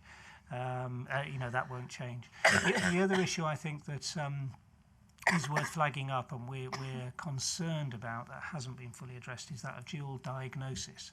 So many people who will be coming through the door not only have alcohol and drug misuse and multiple drug misuse issues, but also have mental health issues. And that's something that we are concerned about how best to deal with that. In the last budget, the government announced an extra £2 billion for mental health treatment services. Excuse me. I'm rather hope. I think Lord Black's panic. We're hoping that some of that can be used for this sort of area, but we're in very early days of discussing it. Thank you. Just one other question when I come back. It's regarding the 5 Hill Street. The service operates a controlled drinking regime, which has both removed the problem from the city centre and enables caseworkers to support street drinkers towards recovery. There still seems a large amount of, well, I would say street drinkers, I mean, they're beggars as well, but there still seems to be a large number. How is this going to be tackled? We're working, I mean, Kirk might be better placed. I'll start and then pass on to Kirk. I mean, we are working with the inappropriately named slug group on this issue. And, you know, they have, not only do they have the numbers, I think numbers are kind of 30-ish, 40, something. So they know the people, they profile the people. So, you know, they know who is there. They know, you know, the profile that sits behind each of those people. And there's a range of measures they're undertaking in relation to that, which includes sentencing issues, because you know, there's been a lot of discussion with the Magistrates Court about how we can use particular sentences or other court orders to deal with it. I can never remember what PSPOs are, but they're an order. But yeah, say again. Public space protection orders. We've been using those as well to address this problem, particularly addressing antisocial behaviour issues, which in themselves can generate problems, because if police seizures are involved in that, then that can generate a bit of a backlash with people. We've applied begging enforcement responses to the issue. We've been lobbying on the minimum unit price for alcohol, which I think would help us all in addressing this. We work, you know, it's a very partnership-based approach. It's you know, if you join the slog, it's everyone's around the table. We're working on it together.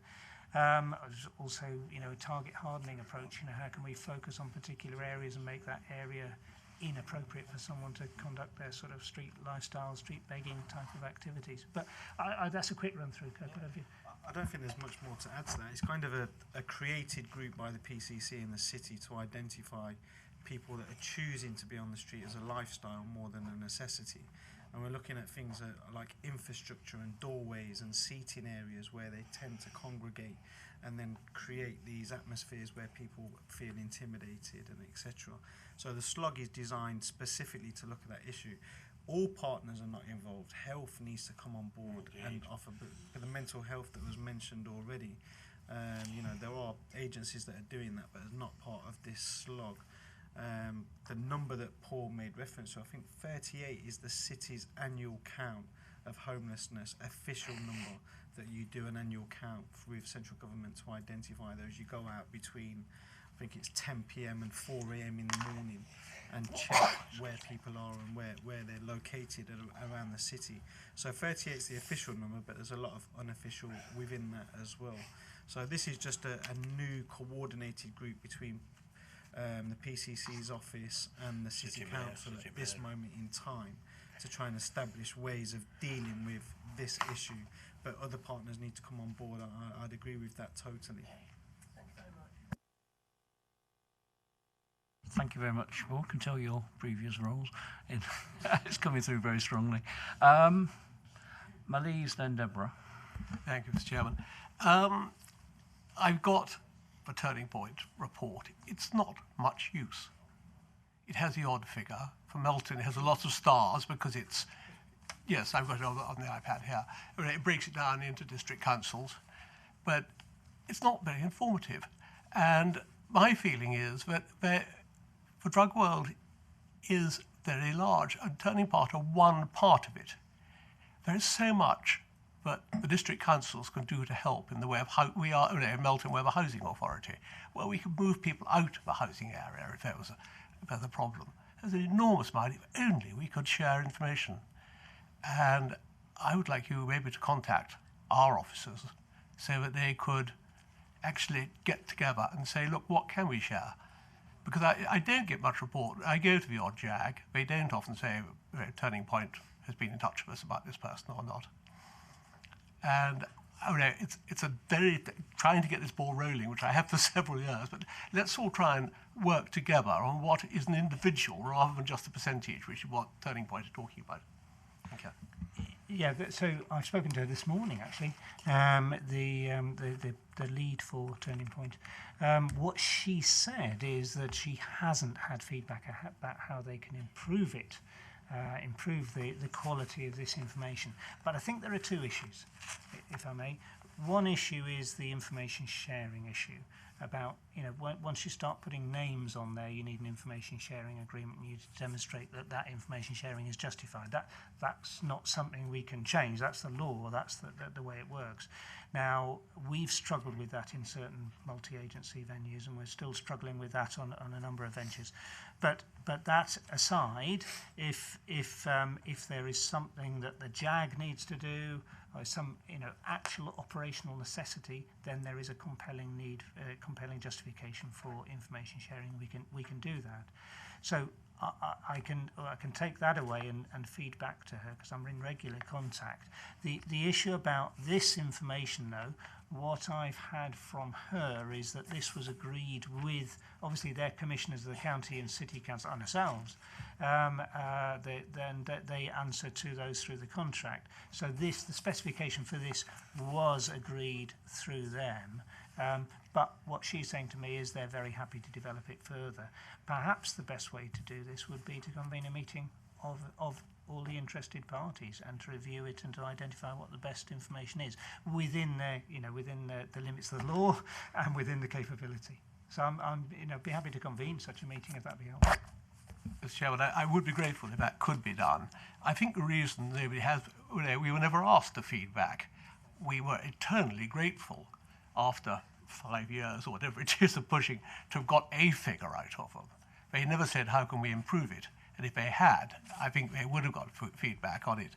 And I do realise, but I believe our contract is coming up for renewal. Is it not? And if it is, could we make absolutely certain that in it is a greater participation to sharing, obviously within the law, but and we don't want it broadcast everywhere, but the odd important officer to know who's in charge of, say, the housing and the welfare of people in Melton, when an individual appears, they can say, well, actually, no, we won't put them there, we'll move them from here to somewhere else. Thank you. I think Melissa's point's a really interesting one. I mean, I wonder if we have other chairs of CSPs here, and I do wonder if their experiences are the same. I mean, I'm a bit of a fan of Turning Point myself, but this does seem to be a kind of vacuum where there really should be automatic relationship between a CSP and Turning Point around these people. And I wonder, Chair, whether any other CSP chair has got a say on this. I mean, it's obvious what's happened in Melton. I think one of them may have. I'll hand over to the various CSP. We have quite a few, as you say, but I suspect you're going to find quite a bit of support for Melissa's points here. I'll start with Michael, and then Alan. Deborah, do you want to say something? Then Trevor. Yes, Lord Bach. In actual fact, I'm just backing up Melissa's point. It's very rare that we actually get any information from Turning Point or them turning up at a CSP meeting. So I would just back up Melissa's point and actually ask for the same thing. That's at Harborough. Can I make a suggestion? Sorry to jump in there and make a suggestion. We actually have, I can't remember the date, but we have a meeting, a forum between the CSP chairs and the OPCC in January. Now, I haven't checked this out with Sarah Hancock-Smith, who's the lead for Turning Point, but it may be appropriate to invite her to that, and we could have this discussion with her there if people are willing. I don't know if she can do it, so I'm speaking off the cuff a bit, but that seems too good an opportunity to miss. I'm looking at all the chairs. Do I get a collective nod in favour of that? Alan, no nod. He wants to say something now. Thank you. I think I was next on the list anyway. If that's the 9 a.m., put me out of that one. But just to go against the common thread here in Rutland, Turning Point attend every meeting of the CSP and give us the information that we need. But there you go, we're a small authority. Deborah?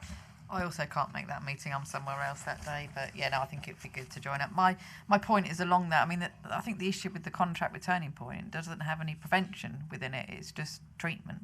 So I think that's where the issue with Turning Point in some public perception is that they don't do any prevention work, but that's not included within the contract. So I think that's something that we should look at.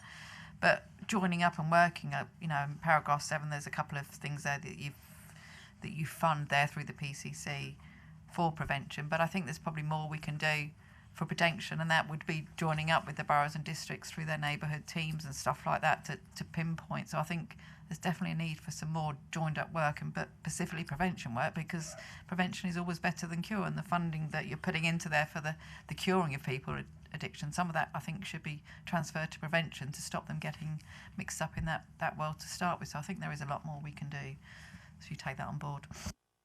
Trevor.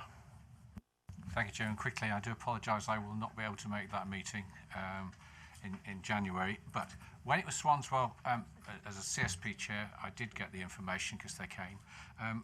As the new contract developed and we went Turning Point, etc., I haven't got information. It irks me, and the hairs stand up on the back of my neck because I'm not quite sure what my patch is having to deal with and not. The police certainly attend and give me that. I would like to have that matching information simply on figures and outputs so that I, as a local chair, may manage. That's all I ask. Thank you, Chairman.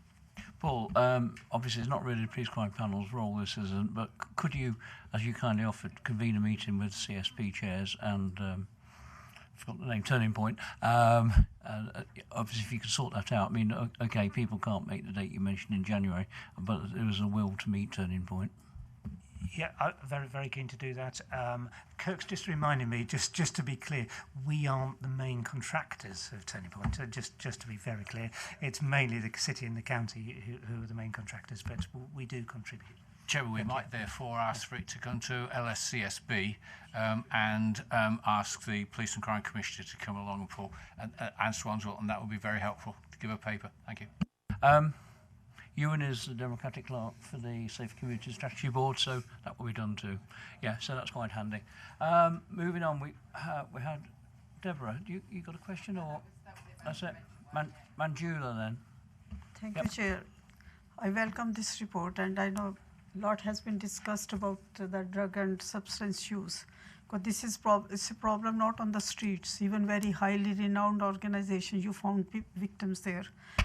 Chair, my question is that I have visited Turning Point. Like Deborah, I found out because I have to accompany somebody whose parents were not willing to go with him. There wasn't enough no talk about the prevention. It was more how to cure him, detox him, and give him counseling, so which was very good. This is a multi-agency approach. But you know, now there are some families who are willing to come and report the youth, but they're very frightened. The perception is if they report, the person will be arrested. I mean, I'm a mother. No mother likes their child, no matter what they do, to be arrested. So this is why if we have some sort of community message, and Leicester is a home to so many, not only Leicester, different diverse communities, a community message that there is a help available. It's not that the victim will be arrested. So then there will be more parents come out, because there's a pressure on parents. They demand money. Some of their credit cards have been stolen. They open their accounts because they require money for buy drugs. But there is no community message floating for parents to assure that it's not the arrest will be done, it will be the help will be given. So that will really help. You will see that there will be more people, families reporting that, because they are living in real shock when you hear the stories. There's a consistent theme in the questions and comments that seems to be about, and this isn't really Turning Point's fault, because what they deliver the contract as required to deliver, but what seems to be a theme is that actually there isn't enough preventive activity going on in relation to drug. So it's not drug treatment that's needed, it's more drug education, and that's more about sort of inputs to schools and people at an early stage. I'm less familiar with that, but perhaps that's something that we can take away and do some analysis on. I'm not aware of any further questions, so thanks, Paul. Obviously you got an in-depth knowledge of going back in your previous life. Members, obviously your frustrations came through there a little bit. I think Trevor proposed a way forward on the main frustration you had. That will go, Ewan will have a word with the chair, Ivan, of the Safe Community Strategy Board and get it. I can't say whether it be on your next agenda or not, but hopefully it will be. Obviously members ask you just to note the report, so thank you very much. Moving on to agenda item 8. Complaints against the police. Lauren, if you'd like to introduce this paper. PCC. Oh, sorry, PCC. Yeah.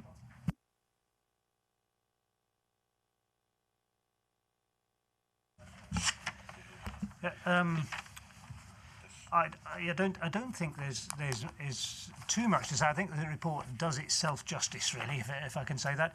I think the thing to emphasise here is that there is a good story. There is definitely a very good story. So you look at the page 1 in relation to the measures of performance in relation to complaints. What we haven't got here is volume data, but what we have got is percentage data that tells us the actual performance levels, and they're all heading in the right direction. And they're not selected numbers. These are the numbers that they get measured on, as you'd expect. You can see what they are. This probably reflects the fact that it's moved from a low base. So what we have is 97% of complaint cases recorded within 10 days, 82 days to finalise compared to 119 days, 48 days to resolve local allegations. I won't go through them all. You can read them. So they're good measures. Two things I'd pick out though. 3 things I'll pick out. One is that there is new legislation. The legislation is detailed, and that is to simplify the process and make it more accessible. The process is a very complex one. You'd be surprised how many resources are invested in the police to address this. It's a complex area. There's very, very detailed standards in place, and the legislation was designed to simplify the process and make it more accessible. The other thing that we're still getting our heads around and still trying to work out how to deploy is the aptly named super complaints opportunity, which it was news to me. But a super complaint is essentially something that is a systemic complaint. It's something that spreads beyond boundaries. So it's not a complaint about a specific issue that you're dealing with.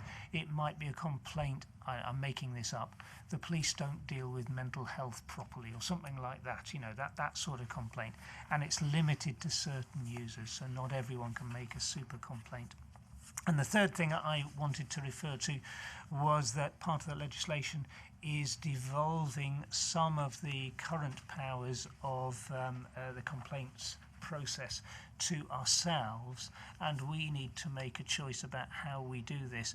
Now, this has been a long time in the making. This was originally meant to happen, I think I'm right in saying last April, and has gradually been put back, probably because the legislative timetable has been jammed up with something else. So that might be the reason why. But essentially, the 3 options that stand before us are a kind of minimalist, medium term and full option. The minimalist one is the one that we're minded to take, but we've made no formal decision. The minimalist one would mean that we act as the reviewers of appeals against complaints, so that there's a separate body who does the complaint and then reviews the appeal to it. That could be our role. It's laid out there what the 2 different models are. At the furthest extreme, the option would be for us to take over the management of the police complaints system in its entirety, which would be a complex process because it's a big operation. But I'll not go into detail on that. Anything you want to add? Yeah, it's my decision. So far, I've very much gone for Model 1, the minimal.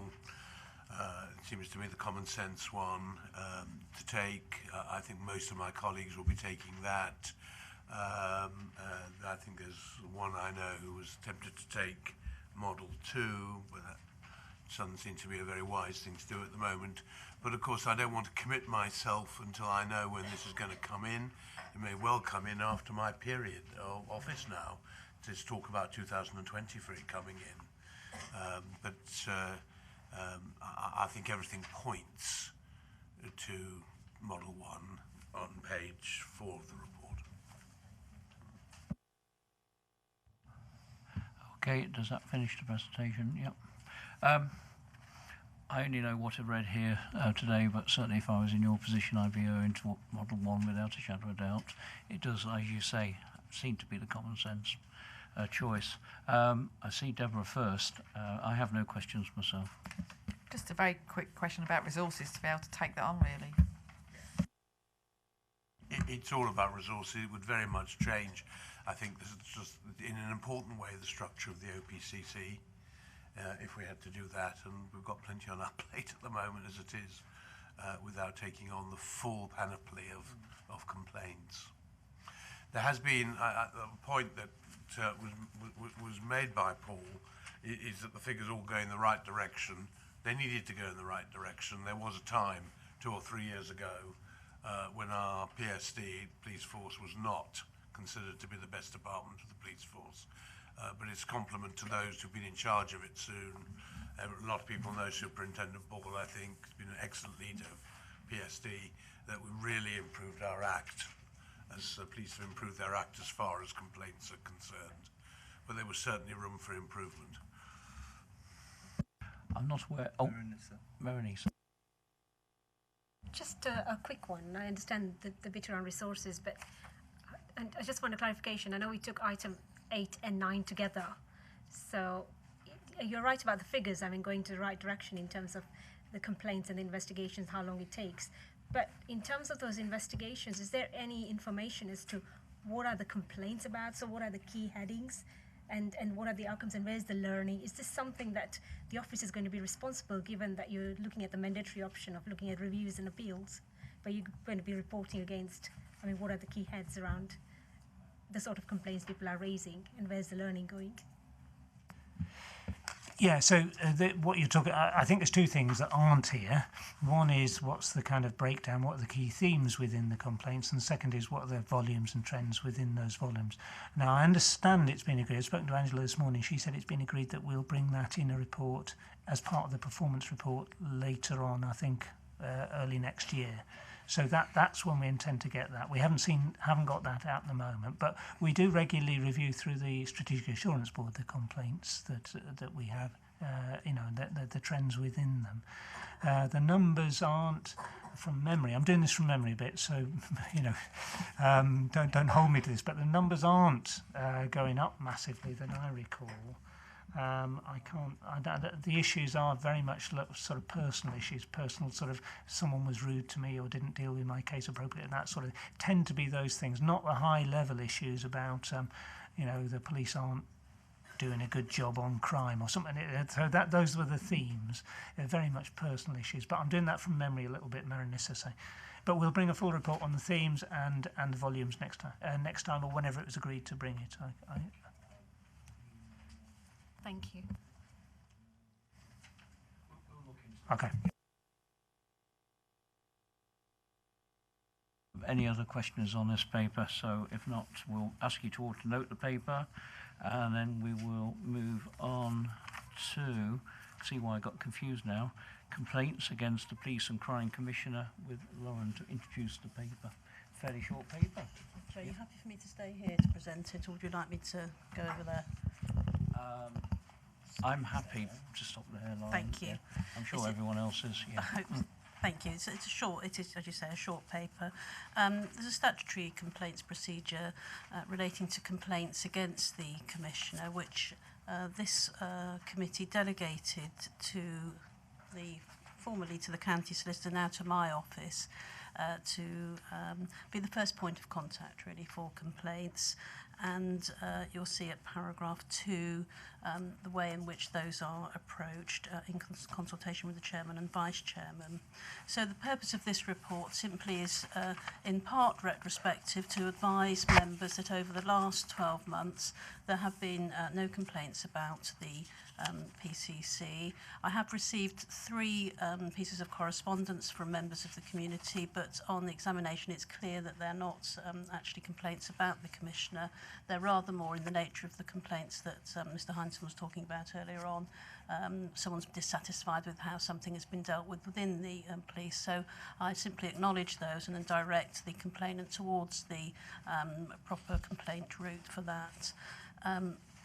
So that's the first part of the report. And the second part of the report is just to let members know that I've, over the course of the last few months, having received these 3 complaints, taken the time to sort of review the policy that we're operating for complaints. And it seems to me it's about time that it was reviewed and made a little more user-friendly, really. It's very legalistic in the way that it's drafted. And I think I've seen some models used elsewhere that are more user-friendly for complainants, and I'd like to have a look at that, and I will bring it back to this panel to approve a new model for your consideration in due course. So I'm happy to take any questions on that. Nothing else to add, Chair. Thank you. Thank you, Lauren. Can I just ask how long will it take to review? I would hope to bring something back to the next meeting of this panel. Okay, thanks. Any questions for Lauren? No. Okay, note report. Thank you very much, Lauren. Wow, National Association of Police, Fire and Crime Panels. This one's been bouncing around a little while now, hasn't it? So it's always the ones you don't think are going to cause much fuss take the time. I will hand you and just to introduce the paper, and then we are going to take a decision this afternoon, all being well. Over to you to introduce the paper at least. Thank you.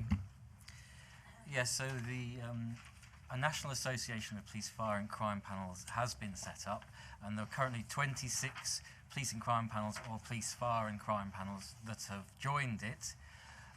You may remember at a previous panel meeting, a report was brought to this panel to make a decision on whether to join the National Association, and you decided to defer the matter until the Home Office had provided clarification on whether the Home Office grant can be used to pay the subscription fee for joining the National Association. The Home Office has now provided that clarification, which you will find in the appendix to the report, and you will see that the Home Office are saying that the Home Office grant money cannot be used to fund the subscription fee for the National Association. So that leaves this panel with a choice to make, and the options which I've set out in the report are either to not take the matter any further, not join the National Association until the Home Office changes its mind, or another option the panel could take is writing a letter to the Policing Minister asking for the rules on what the Home Office grant can be used for to be changed.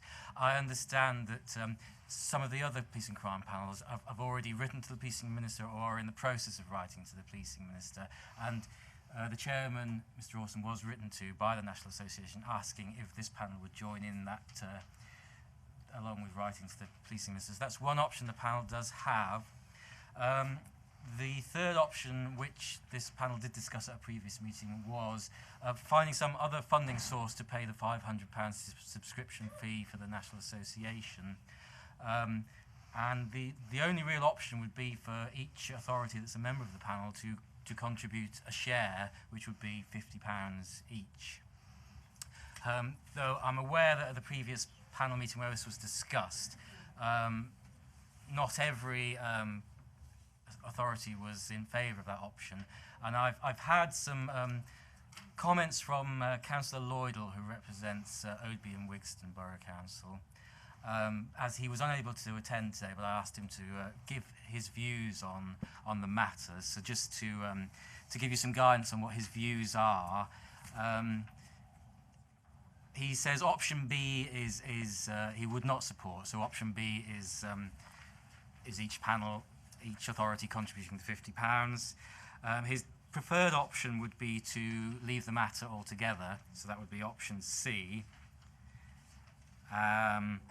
However, he is happy to go along with writing to the policing minister if that's what the panel supports. So that's Councillor Lloydell's view, and I'll leave it open to the panel to decide.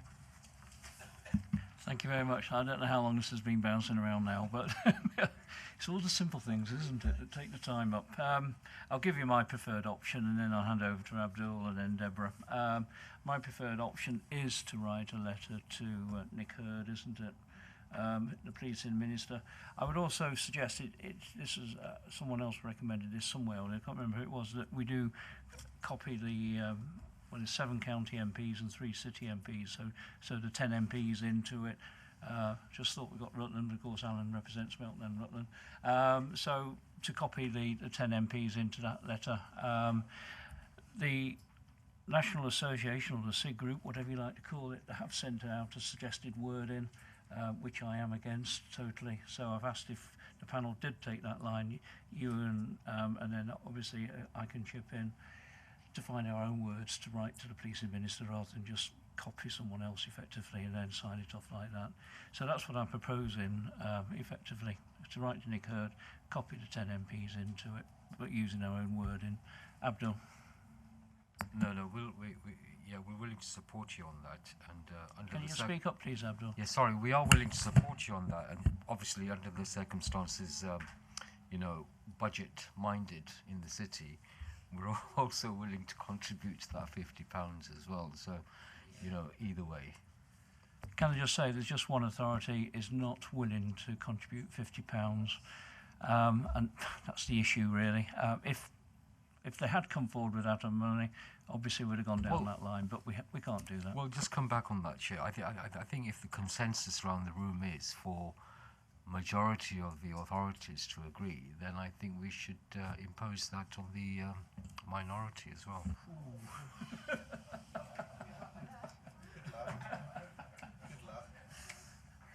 That's how to start a civil war, isn't it? I like your start, Abdul. Anyone else? Deborah? I don't quite like the idea of trying to force someone to do something that they don't want to do, so that's a bit difficult for me. I agree with writing to the policing minister, but I'd also be interested to know what the £500 to the LGA from every panel gives you, because that's quite a large amount of money.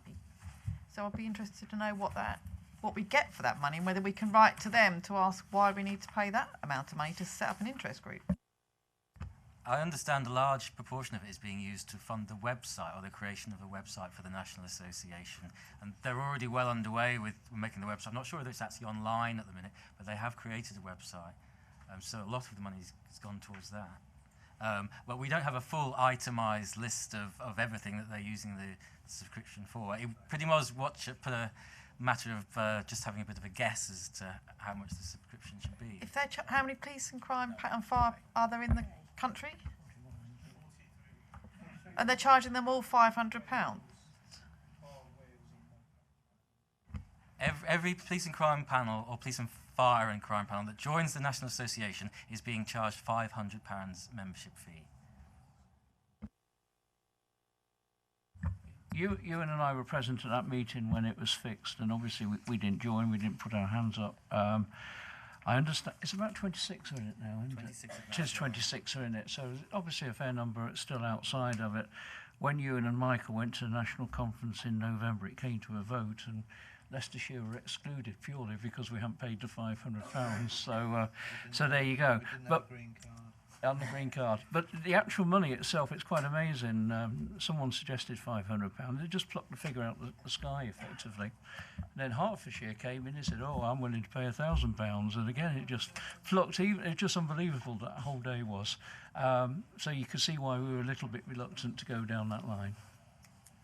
I'd be really keen if we contact the LGA and ask them what a breakdown of what that money's doing, because it seems a huge amount of money for us to set up. So I think we should do right to the Minister, but also right to the LGA and say we're not happy with that amount of money and what we're actually getting for that money and why we should be paying it. We can do that, Deborah, but we've also got National Association Terms of Reference 22. You don't have to pay the LGA a fee.